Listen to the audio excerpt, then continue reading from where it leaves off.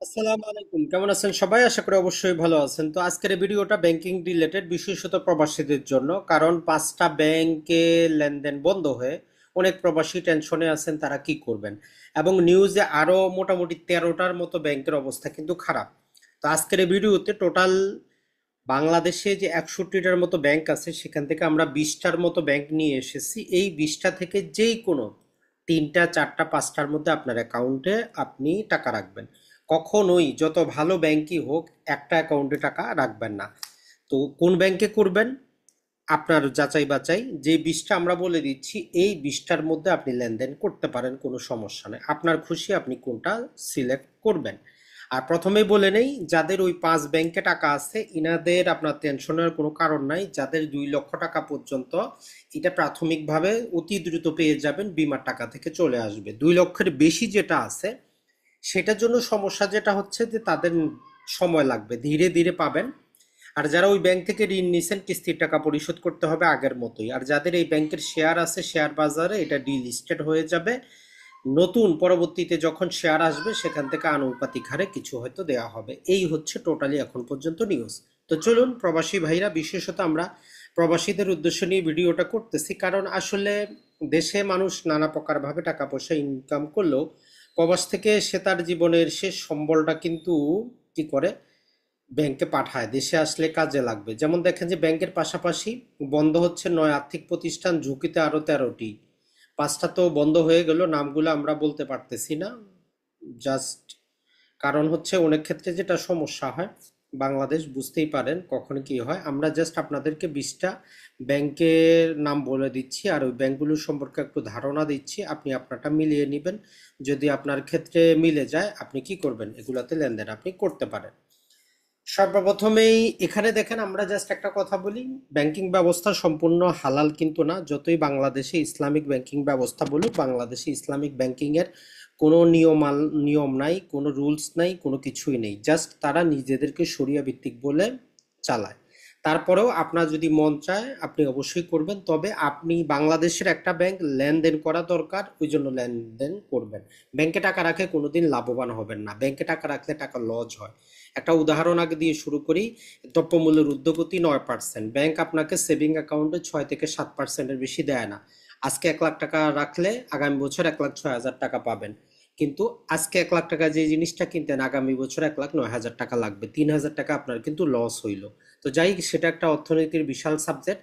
তো আজকে আমরা এখান থেকে আপনাদেরকে কিছু 20টা ব্যাংকের নাম বলতেছি। সর্বপ্রথম হচ্ছে ব্র্যাক ব্যাংক। তো সুদী ব্যাংক বলার কিছুই নেই, ব্র্যাক ব্যাংক আপনি লেনদেন ভালো, চোখ বন্ধ করে আপনি লেনদেন করতে পারেন, কোনো সমস্যা নেই।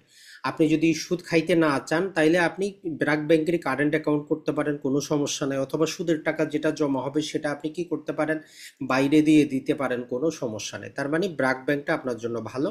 তো ব্র্যাক ব্যাংকের সব জায়গায় এটিএম আছে, গ্রাম পর্যায়ে বিভিন্ন জায়গায় পর্যন্ত আছে। তারা এসএমই লোন দিয়ে থাকে ক্ষুদ্র গ্রাহকদের, প্রযুক্তি ব্যবহারও ভালো। তার মানে আপনি ব্র্যাক ব্যাংকে করতে পারেন। 2 নম্বর, ডাচ বাংলা ব্যাংকটা আগে ভালো ছিল, খুবই ভালো ছিল। এখন তাদের মালিকানার কিছু দ্বন্দ্বের কারণে কিছুটা সমস্যা, তবে ব্যাংকিং ব্যবস্থাটা ভালো, আপনারা করতে পারেন, কোনো সমস্যা নাই। অনলাইন ব্যাংকিং আছে, এটিএম আছে, সবকিছুই আছে। আইএফআইসি এটা ভালো ছিল, তবে এদেরও কিছু ঋণ জালিয়াতি আছে। তারপরেও এটা আমাদের প্রত্যন্ত সব জায়গায় পাওয়া যায় না। আপনার এলাকায় যদি থাকে এই ব্যাংকেও অ্যাকাউন্ট করতে পারেন, কিছু টাকা আপনি রাখতে পারেন, সমস্যা কিন্তু নাই। এরপরে সিটি ব্যাংক, বিশেষত যারা মেট্রোপলিটন এলাকায় থাকেন এনারা যদি করতে চান, আপনি সিটি ব্যাংকে অ্যাকাউন্ট করে টাকা রাখতে পারেন। এরপরে ইস্টার্ন ব্যাংক মোটামুটি খারাপ না, ভালো মানের ব্যাংক, আপনি এই ব্যাংকে অ্যাকাউন্ট করতে পারেন। ব্যাংক এশিয়া সবচেয়ে বেস্ট, আপনি করতে পারেন। মিউচুয়াল ট্রাস্ট ব্যাংক আপনি করতে পারেন। ন্যাশনাল ব্যাংকটার মধ্যে কিছুটা সমস্যা, ন্যাশনাল ব্যাংকটা পূর্বেও মোটামুটি ভালো ছিল, তবে এইটা আপনারা বাদ দিতে পারেন। ন্যাশনাল ব্যাংক আমরা বাদ দিয়ে দিচ্ছি লিস্ট থেকে। তারপরে যদি আপনার অ্যাকাউন্ট থাকে, বন্ধ করার দরকার নাই, 1/4 টাকা আপনি রাখতে পারেন।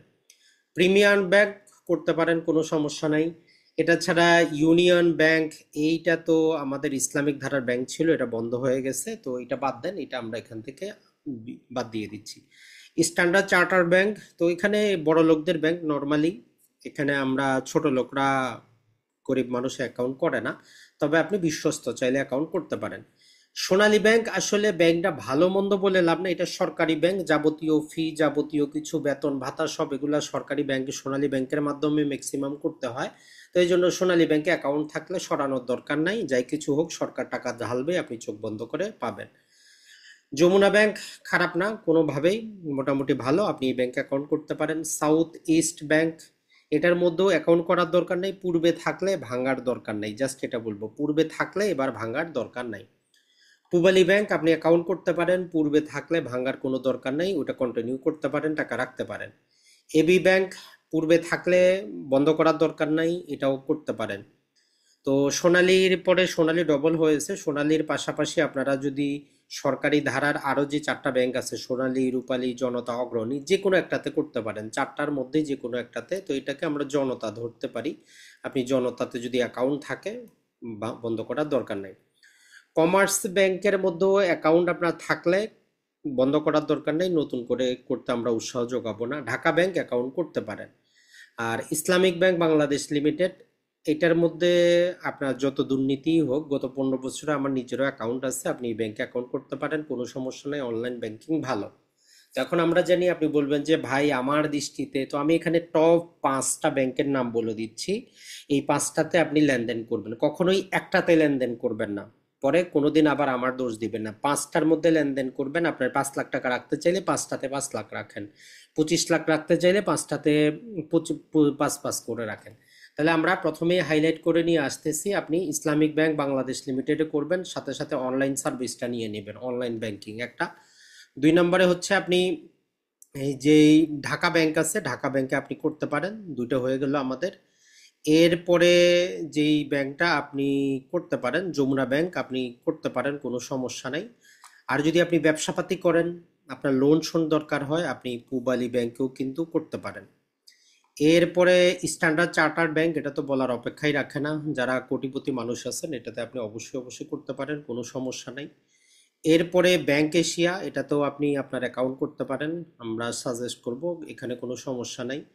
এরপরে সিটি ব্যাংক আপনি করতে পারেন, কোনো সমস্যা নাই। এরপরে ব্র্যাক ব্যাংক।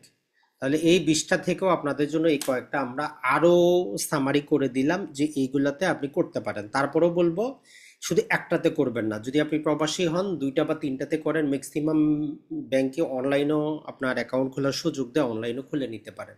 তাহলে একটা হচ্ছে আমাদের ব্র্যাক ব্যাংক, আর একটা হচ্ছে সিটি ব্যাংক, 3 নম্বরে হচ্ছে ব্যাংক এশিয়া, 4 নম্বরে হচ্ছে স্ট্যান্ডার্ড চার্টার, 5 নম্বরে হচ্ছে যমুনা, 6 নম্বরে হচ্ছে পূবালী, আর 7 নম্বরে হচ্ছে ব্যাংক এশিয়া, 8 নম্বরে হচ্ছে ইসলামিক ব্যাংক।